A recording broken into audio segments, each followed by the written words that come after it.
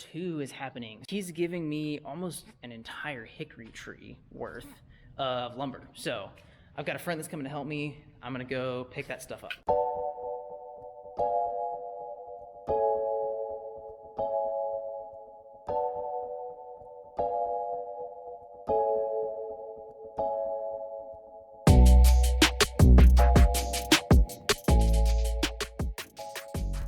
All loaded up here. Guys, this is a lot of wood. My truck, you can see the wheel spacing there.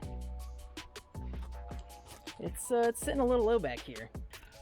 We're gonna take this easy, but we're heading back now.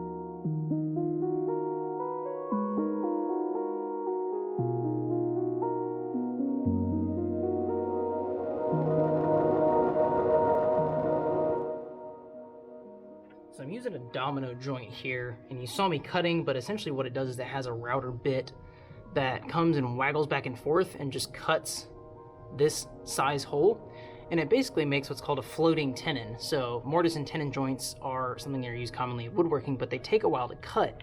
So this thing can cut them much, much faster. What I'm doing now is doing what's called a dry fit. So before you glue it up, you can see these are pretty tight. You want to test and check if everything fits together. And I've already done this once, but I wanted to show you this. There's a little bit of gap there. And the reason for that is that the domino itself is too long. It's not letting that joint close.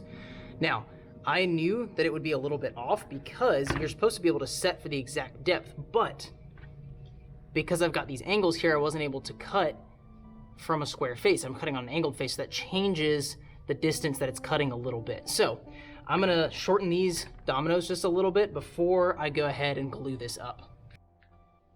It is glue up time. One of the challenges that comes along with this glue up, it's just two simple joints here with these dominoes here, but I have an angled face here, which is not gonna clamp well. So what I've done is saved some of my offcuts, and they're about the same angle as this, and so it will give me a square face to work with from here.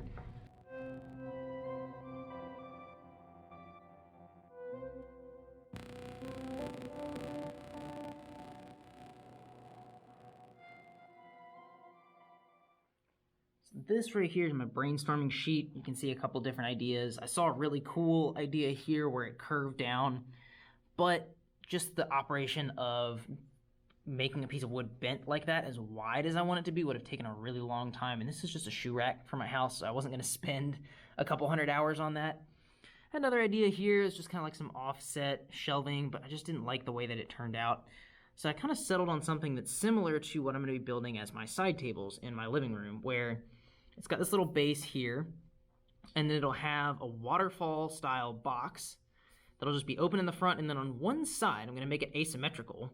It's going to have a cantilever shelf here. I've done a lot of the basic roughing out of materials and a glue process, and so I've got the base started right here. So I've got these feet glued up, and some of these are a little bit messy. I actually got way off on one of these, so I'm going to have to hand plane that back because it's not super pretty, so I got to fix that mistake.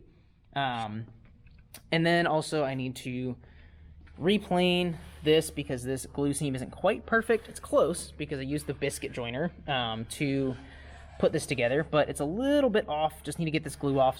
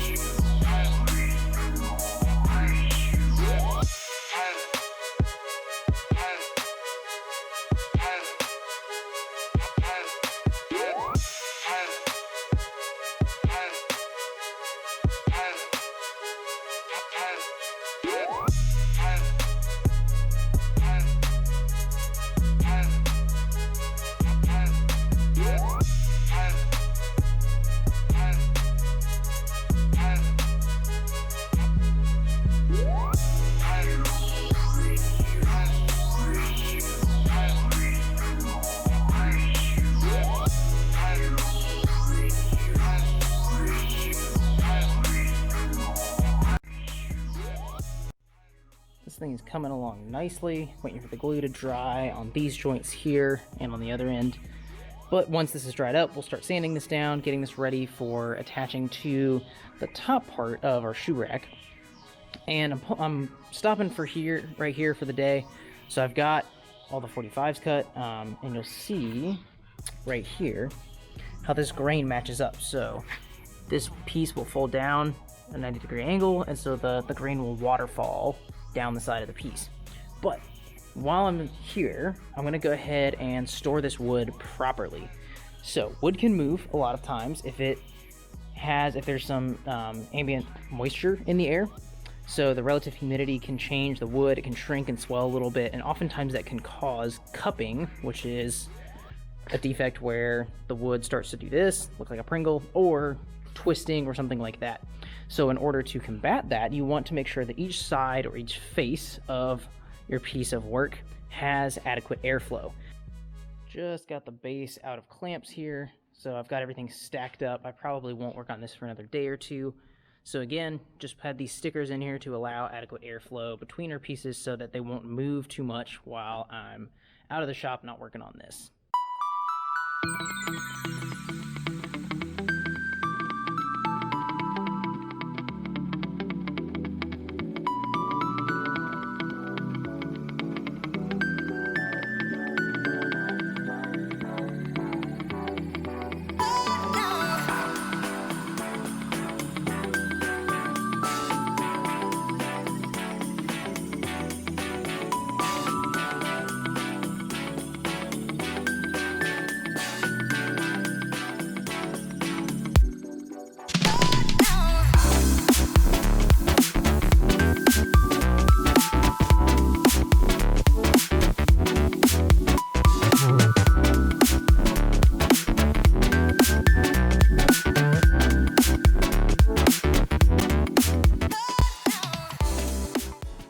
Nicely oiled up. Sadly, the camera died and I did not have my charging cord with me when I went to go oil these, because that was definitely satisfying. But I'll try to do another project where I do some oiling, because that's probably the fastest and easiest way to finish something, but it's usually not super high durability. These are done, and all that I would need to do now is find a way to mount them on the wall. So I've got this nice flat face and I want them to sit right on here. And on this side, I had actually tried routing in on this end with a little dovetail bit, and it just didn't really fit, didn't give me a whole lot of confidence, because these things are fairly heavy and they're gonna have a lot of coats on them most likely. So I wanna find some kind of hardware that will fit this. So I think it's time for a low strip. Let's see here. Got the shoes. Oh, I'm in quarantine office wear.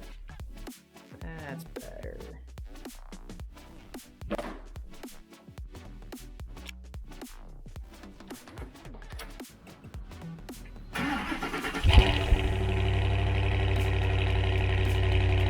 And now for the long trip to Lowe's.